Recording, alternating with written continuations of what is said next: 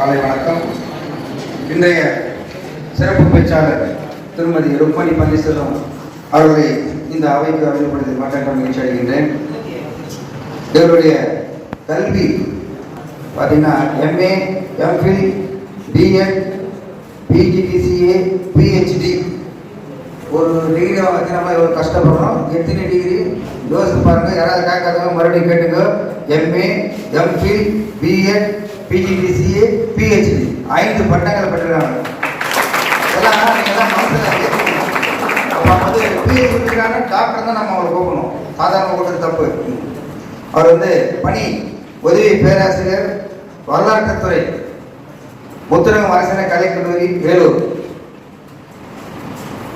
சரி, இவர் எதில் வல்லவர் ஒரு ஆரம்பிக்கிற என்னன்னு பார்த்தீங்கன்னா, பேச்சாளர், எழுத்தாளர், கவிஞர், மனிதவள மேம்பாட்டு பயிற்சியாளர், பட்டிமன்ற நடுவர், மனநல ஆலோசகர்.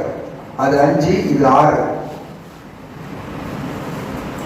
தன் முன்னேற்ற பயிற்சியர் எதுனா அரசு, தனியார் பள்ளி, கல்லூரி, ஆசிரியர்கள், மாணவர்கள், பல்வேறு வணிக தொழில் நிறுவன அலுவலர்கள், பணியாளர்களுக்கு முன்னேற்ற மனித பணி மேம்பாடு, ஆளுமை திறன் பயிற்சி வழங்குகிறது. இதோடு மட்டுமல்லாமல் இலக்கிய மற்றும் சமூக பேச்சாளர், தமிழகம் மற்றும் பிற மாநிலங்களுடைய தமிழ் அமைப்புகள், கம்பன் கழகங்கள், அயல்நாட்டு தமிழ் மன்றங்கள், தொலைக்காட்சிகளில் இலக்கியம், சமூகம், மனிதவள மேம்பாடு பற்றி உரையாற்றி வருகின்றார். இதோடு நிற்கல, இவருடைய படைப்புகள் பாருங்க. வில்வேந்திய புறாக்கள் அப்படின்னு ஒரு கவிதை வெளியிட்டிருக்கிறாரு. சிந்து சமவெளி நாகரிக வரலாறு, இந்திய வரலாறு கண்ட இணையில்லா அரசியல், இந்திய அரசியலமைப்பு ஒரு தன் முன்னேற்ற கட்டுரை. இவருடைய படைப்பு எழுதியிருக்கிறார். இவருடைய கவிதை கட்டுரைகள் பார்த்தீங்கன்னா, அவள் விகடன், கோகுலம் கதிர், மாலை முரசு, வெற்றி சிகரம், நமது நம்பிக்கை, அமுத சுரபி, சிந்தனையாளர், பாவையாளர் மலர், நக்கீரன், கனடா உதயம், இணைய இதழ்கள் உள்ளிட்ட பல்வேறு இதழ்களுடைய கவிதைகள், கட்டிகள் தொடர்ந்து எழுதி வருகின்றது.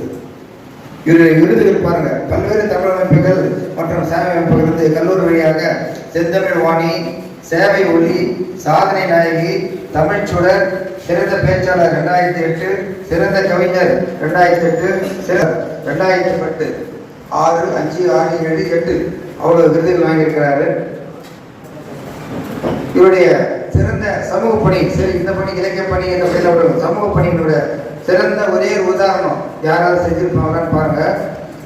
தன்னுடைய திருமணத்திலே இரத்த தான முகாம் ஏற்பாடு செய்து மணமக்களும் மாப்பிள்ளையும் பொண்ணும் உறவினர்களும் நண்பர்களும் இரத்த தானம் கொடுத்த பிற்பாடுதான் மனமும் செய்து கொண்டது. மிகப்பெரிய தேவை, வரலாற்றிலே குறிக்கப்பட வேண்டிய ஒரு தேவை. இப்படிப்பட்ட பன்முகம் கொண்ட டாக்டர் ருக்மணி பன்னீர்செல்வம் அவர்களை இந்த அவைக்கு அழைப்பது நான் மற்றொரு மகிழ்ச்சியிலே. தயவு கூர்ந்து உங்கள் சிந்தனைகள் அனைத்தும் அவரிடம் வைக்குமாறு வேண்டிக் கொள்கிறேன். நன்றி, வணக்கம்.